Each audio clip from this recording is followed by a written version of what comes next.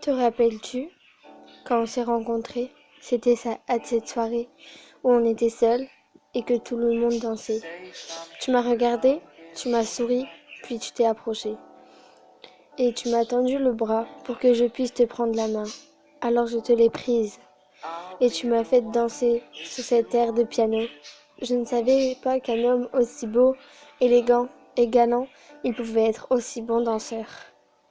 Nous avons dansé toute la nuit, puis à la fin de la dernière, dans nos lèvres se sont collées peu à peu, puis nous nous sommes embrassés. Toute gênée, je me suis excusée. Alors tu m'as de nouveau embrassée et tu m'as dit « Ne sois pas désolée ».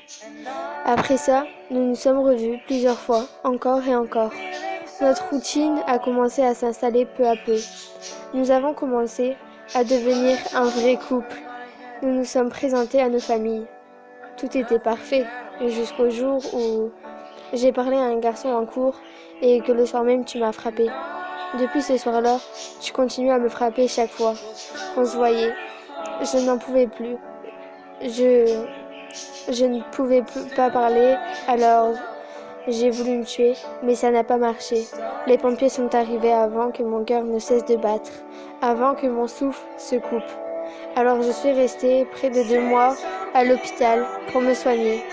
Je n'avais aucune nouvelle de toi, alors je pensais que c'était terminé et que j'étais sortie de cet enfer que tu me faisais endurer. Mais lorsque je suis sortie de l'hôpital, tu m'attendais.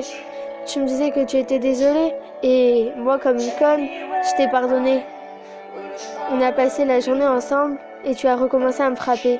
Et c'est à ce moment que je me suis dit qu'il fallait arrêter tout, que je pouvais pas rester sans rien faire. Alors, je t'ai regardé droit dans les yeux et je t'ai dit que c'était terminé. Alors tu m'as frappé au visage, puis je suis partie. Je ne t'ai plus jamais revu et le lendemain, j'ai appris que tu avais déjà refait ta vie.